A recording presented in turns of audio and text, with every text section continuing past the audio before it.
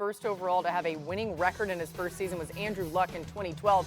Just for perspective there. Now, from this year's rookie class to Michael Penix Jr., who enters year 2 as the projected starter in Atlanta, the Falcons were relatively quiet this offseason, especially in terms of offense. Falcons had 2 first-round picks and used them both on edge rushers.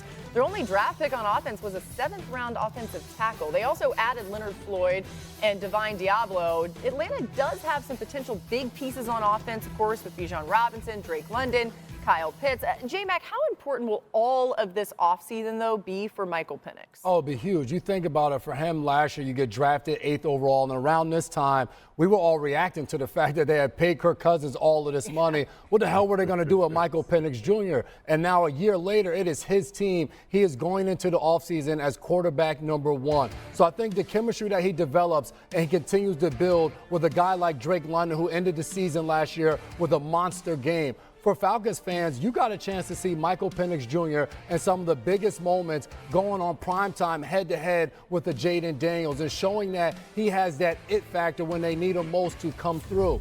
So now, knowing that the team is yours, how much can you get those guys to buy in throughout the entire offseason that you are the guy to lead the way? Because in this division, other than Baker Mayfield, he should be maybe the second-best quarterback. I'm going to go on the defensive side of the ball and what they did in the draft. First of all, the linebacker name that's Divine Diablo, I hope he's good, Boogie, so we can say his name all season long. It was rolling off the tongue. Jesus, like, Mama and Daddy were rolling the night they was deciding that name. That's a great name, But I like I like what they did, man, because, look, the other side of the ball helps quarterbacks tremendously as well, and we don't get into it enough, but they bolstered their pass rush with their 2 first picks in Pierce and Walker. And you think about the things that happened in Atlanta for so long, and when I say so long, the last 5 years, we've been talking about their pass rush. Can they get after the quarterback? What that leads to is favorable field position for young quarterbacks. You get off the field so they get more opportunities throughout the duration of a game. The game is played in possessions. J-Mac knows that as well. Like, a lot of people, when we're in the game as defenders, a lot of people focus on the score. We focus on how many times we can get our offense the ball back, which determines if those guys can come back. That's the way we think about it. So I love what they did by bolstering the pass rush. Raheem Morris, obviously, being a defensive guy, address the need that the Atlanta Falcons did, but this could tremendously help Penix with getting him more opportunities throughout the game and possibly favorable field position. You know, I think you're just being a good teammate, because I made a bad mistake the last block where I said Andrew Van Ginkel was an offensive weapon for J.J. McCarthy when he's clearly on the defense. But I was thinking the same thing, Swagoo. Listen, the defense helps the offense. There you go. Right? You're bailing me out here. It does. You know what? Listen, though, in all seriousness, and we human. I wanted to correct the record there, because that's a bad mistake for me. All right, the other big thing hanging over the organization of the Atlanta Falcons is the future he got 23 of million. Kirk Cousins. Good point. He's straight. The Falcons GM Terry Fontenot was asked if a trade was still a possibility for Cousins this offseason. We're always patient with those types of things, because if something comes to us with Kirk or any other player that makes sense and it's going to help this team, then we're going to be aggressive and we're going to do it. And if it's not something that's going to ultimately help this team, we always have to ask that question. Is it the best for the Atlanta Falcons, for this organization? And if it is, we're going to be willing to do it. But all that communication is always ongoing. All right, so Adam, with Penix the likely starter, what does it mean for the future of Kirk Cousins?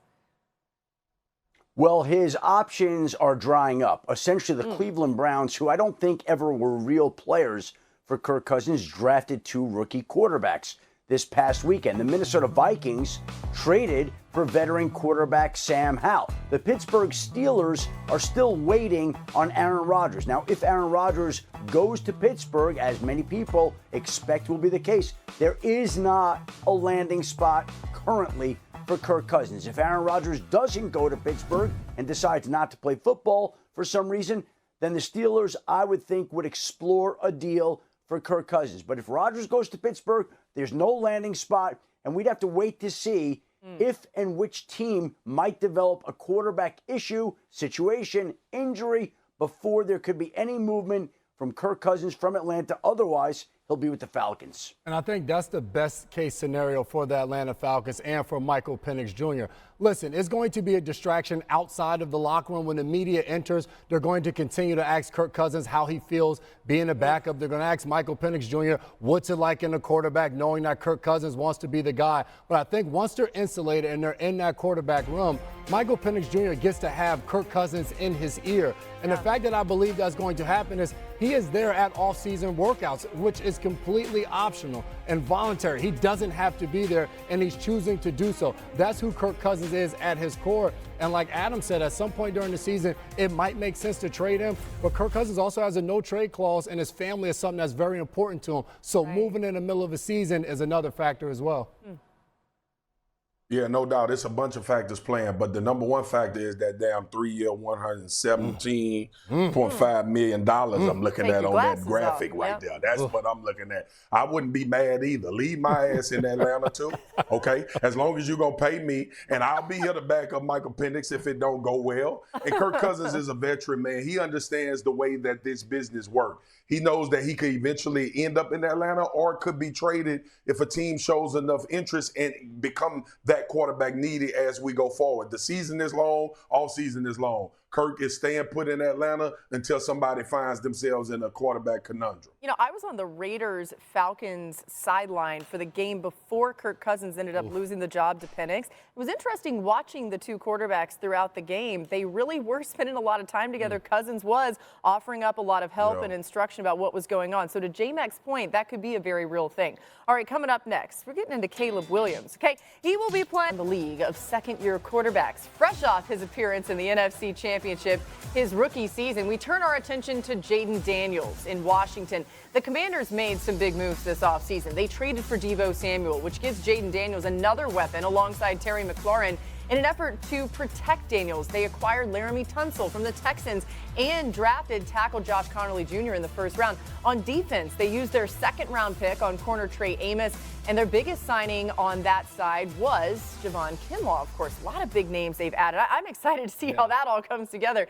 Marcus, defensive coordinators have had a whole offseason, right, to watch the tape on Jayden Daniels, to plan for next season. We know about that adjustment period that sometimes happens, but if you were in those meetings, what would your focus be? First, my focus would be, how in the hell are we supposed to stop him when you can't play with 13 people? That would be my first question.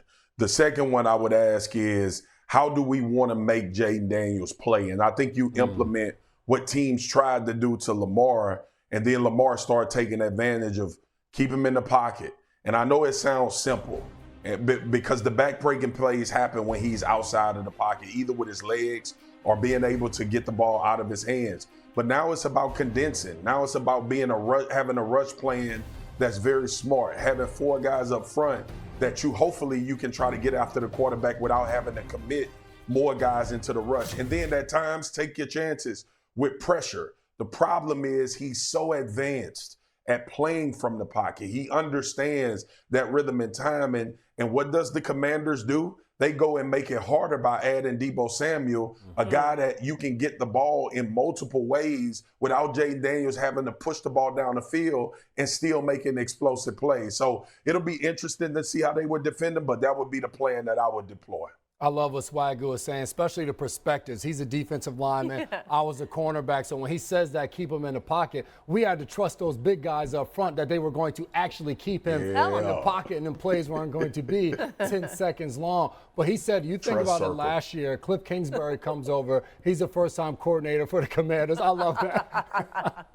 And then Jayden Daniels, he's a rookie. So teams are going in not knowing, all right, we're figuring out in the middle of the season, we're getting tempo. We're getting a bunch of 4x1 sets. Now going into year two, everybody will expect that. But something that Marcus ended with, when you add a guy like Deebo Samuel for a second-year quarterback, give a new wrinkle. He is going to be that new wrinkle. Where they line him up, how they choose to use him. Will he be in the backfield? Will he do some of the things that an Austin Eckler did last year? Will he be able to throw those screens out to him on the outside? And then the second part of it is protection for a quarterback going into year two. We saw C.J. Stroud this past year struggle with getting hit and his offensive lineman giving up sacks. You bring in Laramie Tunsil and you solidify that offensive line. That gives Jayden Daniels all the confidence in the world. Yeah, Debo averaged the most yards after the catch per reception among wide receivers last season. I feel like the trust circle was a heart more than it was a circle. I love you too, Swag. It was cute. Because it's love. It's love involved. Amongst it's love those, involved I'm acting in like that I'm trust part of it. circle. I'm not part of it. Yeah. I wasn't no D lineman. All right, Yeah. Bo Nix, let's go to Boogie, that. you my TV trust Thank you. family. Bo Nix was the last of the first-round quarterbacks selected last season, but he led the Broncos to the playoffs as a rookie. And the Broncos got Nix some help on offense with the signing of Evan Ingram, who has the second most receptions among tight ends over the last 3 seasons. Of course, they also addressed the offense in the draft with R.J. Harvey and Pat Bryant. On defense, they got 2 big playmakers from the 49ers in Talanoa Hufanga and Drake Greenlaw. Plus, they drafted corner Jahdae Barron in the first round. That was a sneaky, really good pickup. Now, as for Nix, year 1, it was really good, right? I'm sure Sean Payton will have a list of things he wants to see his quarterback improve on. Tim, for you, where would you start? I think where I would start is this. I felt like at times he was really streaky. When he was on, he was really good. Like, go look at week 17 this past year. It was like he couldn't miss. Then there were games where it was like he couldn't get in a rhythm. You know, it was like hovering around 50% completion percentage. Felt like there were times that he was off and he couldn't find it. And I think that's a little bit of who he is and who he was in college. So, you know, kind of dialing that in and then growing as a passer from inside the pocket. You know, I think one thing that was absolutely evident is like when you watch him play and you watch them move him around, he was really good. And Sean Payton did an excellent job of leaning into that with Bo Nix. I think the growth from inside the pocket, much like you see from a lot of young quarterbacks, is where you can see the biggest jump from year 1 to year 2. But make no mistake about it, to do what he did this year in the AFC West, with all the expectations of all those teams in that division, to do what he did, throwing 20 passes, running for another 4. He had an outstanding rookie season. Yep. I think he's going to get better, and I think Sean Payton is going to continue to do a good job around him. And that was an outstanding rookie season on a team where I think the organization felt like they needed to add more offensive firepower. So what are the Broncos doing for agency? They go out and grab and sign Evan Ingram, who was a weapon in Jacksonville when he was healthy. They go into the draft and use a second-round draft pick on running back R.J. Harvey.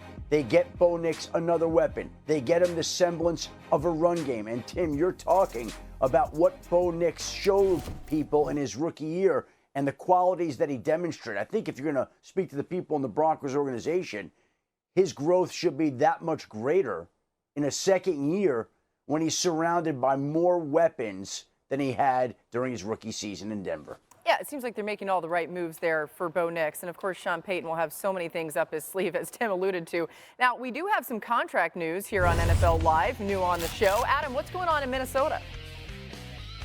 They've signed their linebacker, Andrew Van Ginkel, to a 1-year, $23 million extension. That includes $22.4 million guaranteed. If people watched the way that Van Ginkel affected the game this year after he left Miami, they saw the type of impact he had on the Vikings defense. It was huge. The Vikings recognized it, and today they signed him to a 1-year extension, giving him a raise and keeping him in Minnesota for another year. Another great option for J.J. McCarthy, as he's got so many in that offense. All right, still ahead.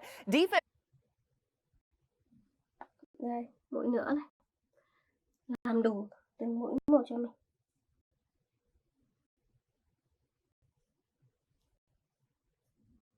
Rồi, mũi nữa.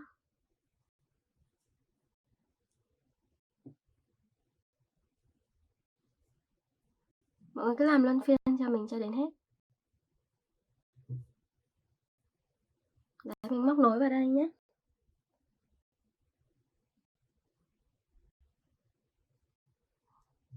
Mũi tiếp theo. Đấy, mình cứ luân phiên như thế này là được.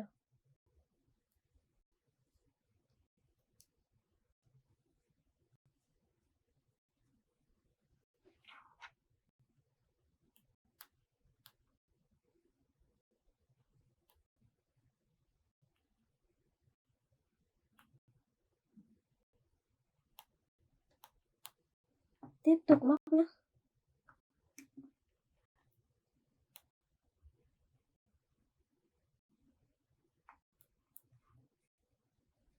sẽ nối vào đây và siết dây.